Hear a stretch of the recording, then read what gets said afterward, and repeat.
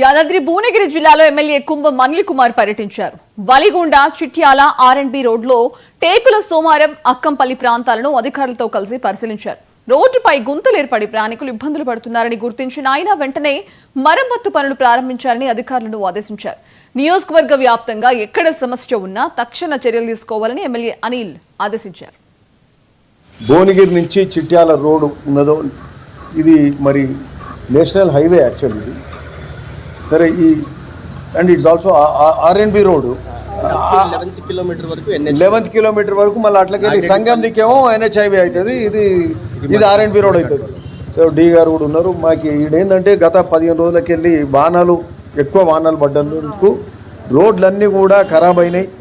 రోడ్లు ఖరాబ్ అయి యాక్సిడెంట్స్ అవుతున్నాయి.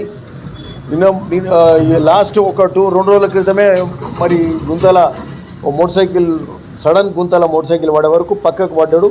అటు పక్కకు పడగానే లారీ కాలు మీదకి వెళ్ళిపోతే కాలు పోయిన పరిస్థితి, అదే నెత్తి మీదకి వెళ్ళిపోతే ప్రాణం కూడా పోయే పరిస్థితి ఉంటుంది.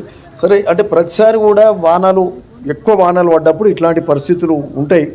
మరి ఇక్కడ దాదాపు అక్కడ ఈ రోడ్ వెంబడి చూస్తే అక్కడ టేకుల సోమారం దగ్గర కొంత పోర్షన్ ఖరాబ్ అయింది. అక్కడ పెద్ద పెద్ద గుంతలు ఎట్లా పడ్డాయంటే మోటార్ సైకిల్ వచ్చి సడన్గా అలా పడితే కింద పడే పరిస్థితి ఉంటుంది.